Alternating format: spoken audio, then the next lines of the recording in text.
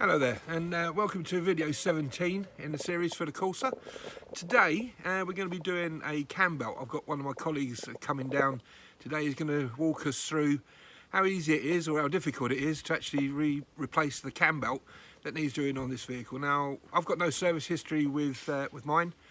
We've got 97,000 miles on it, and it does look a little bit frayed. So as a matter of course, we're going to replace the cam belt, do an oil and filter change, replace the plugs, and maybe have a look at some other little maintenance issues that we can deal with while we've got our heads under the bonnet. So here we go. Okay, so our cam belt is behind here, which we're going to have to obviously open up. But the belt that's here, which is the alternator and I'll take it power steering pump, that belt is actually started to fray, so we've got to replace that as well. So two belts at the same time.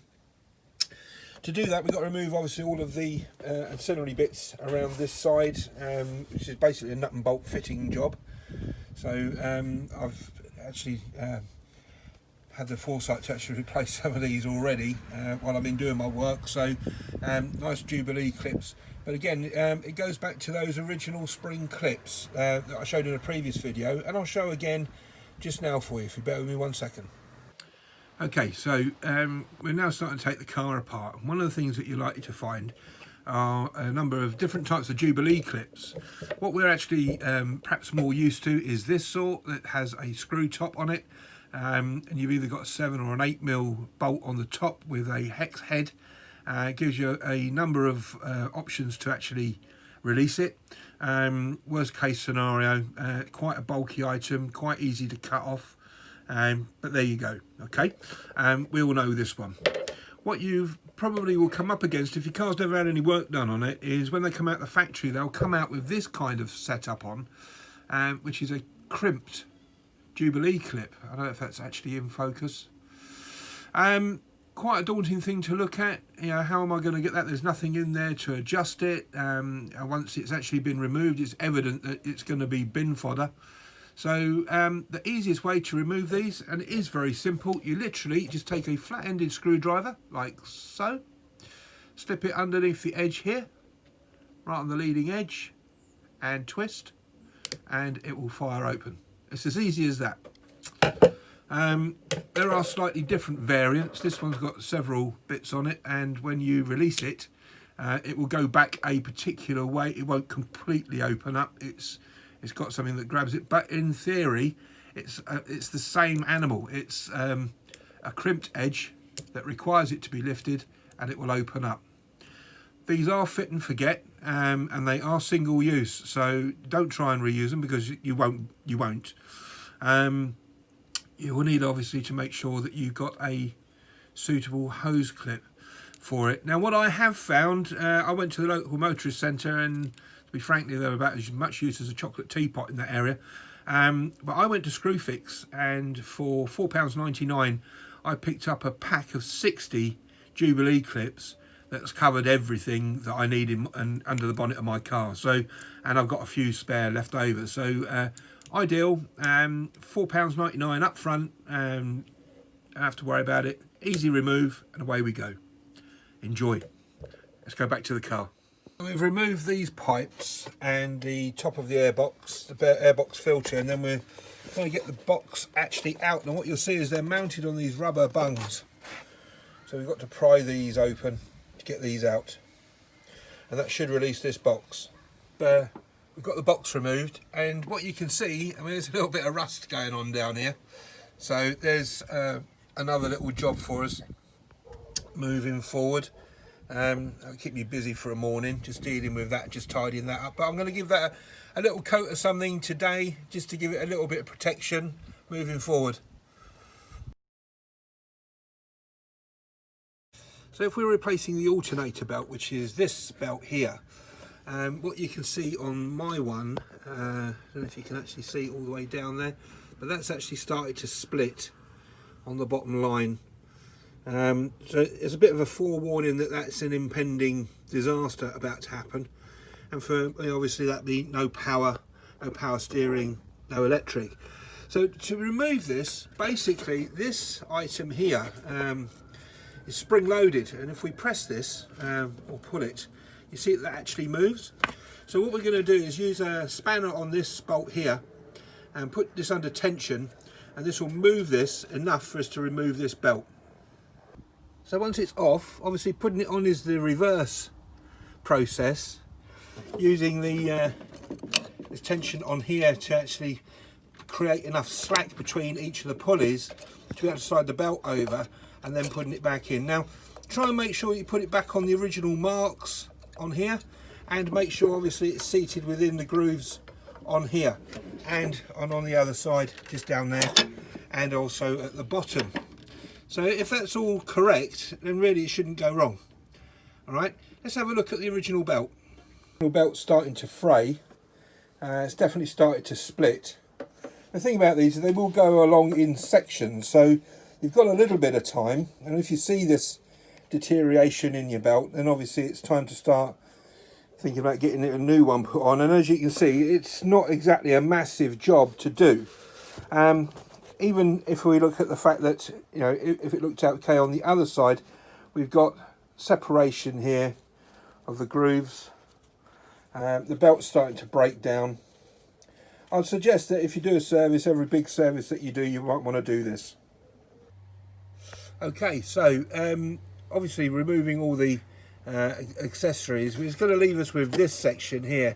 Now this is held on by a number of 10mm bolts at the top and down inside, and this is a two-part cover, obviously top and bottom, and you're going to need to remove the bottom pulley to get the bottom of it off. Once this is actually off, this will expose the cog and the belts, and we're going to show you how to actually rotate the cog so we can gain access through the inspection holes to get the bolts that hold this part on, that you will need to remove if you're replacing the thermostat or the water pump. So here we go. Okay, so we've removed the bottom pulley. It's held on by a star bolt, and what you can see here, there's a V and your timing mark, which is at the bottom. So we're going to have to turn this until it reaches the bottom here, and then we end up with the marks corresponding at the top, which will be this mark here corresponding with the mark on the top here. When all these three line up, we know we've got the vehicle at top dead center. Now for us, the bottom pulley was really solidly locked. On some of the vehicles there's a hole in the front of the case, engine case, where you can actually lock the vehicle up by removing the bung and putting something actually inside there, like a screwdriver. This one doesn't have that, unfortunately. So what we've done, we've come off with the cam cover, and this has a hex bolt on this part of the cam here. So 22mm spanner in there. Hold it tight, and then I'm holding one end, and another colleague's doing is he's going to turn the engine over so that we can move the engine round to undo these bolts just in here, these two for the cam cover at the back here, to release that off. So the battle continues. We have major problems actually getting the water pump out, so we've tried tapping it and spinning it, and we've removed the hose on the back of the unit and tried drifting it out from behind. That's not happened. We've put some penetrating oil on it, and we've even applied some heat to it, and it's still not coming out. It is rather stuck. Obviously we need to be careful because we don't want to damage the casing itself. We're not too worried about the pump, but the casing we've got to try and preserve. So what we've done is we've removed the tensioner assembly that was mounted just here, the belt tensioner, so that we're now going to try and put a pair of Stilsons on here and actually give this a little bit of a spin. Wish us luck. Okay, well, for reasons of frustration, I've not actually shown you how we've managed to get this water pump out, but I don't ever think it was ever replaced on this car in its lifetime.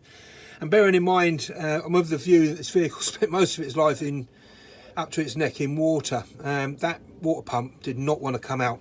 We've ended up having to both drill and punch this thing out. So what we've done is we've drilled through the impeller of the pump assembly, taken out the centerpiece, and then split the casing on the inside to actually get it out.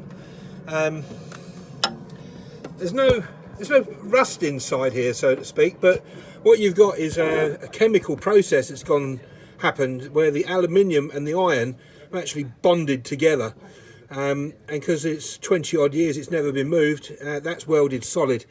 So we've got it out. That was the most difficult thing my colleague has ever encountered in his mechanical expertise. So now we're in the process now of going to wash all this out, because I don't want this aluminium floating around the car.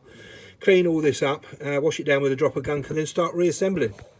Once it's all cleaned up, obviously its assembly is the reversal of it. So gone back in, we've put an O-ring on the back which is supplied with your water pump. There's no silicone gasket or silicone sealer actually needed. This is a push fit with a rubber ring, and then there's 3 bolts, one here, you can see at the top, just there, and one underneath.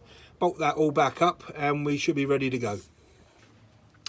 So obviously we put the water pump in. Now we've not used, and I must stress this, there's no need for any use of any silicone or mastics or anything like that. We put the O-ring on the back of the water pump, put the water pump in, and then the rubber ring that's actually supplied with that water pump, we bought a whole kit in effect from Motor Factors, 72 quid, and that basically forms the seal when you compress fit it with the 3 bolts.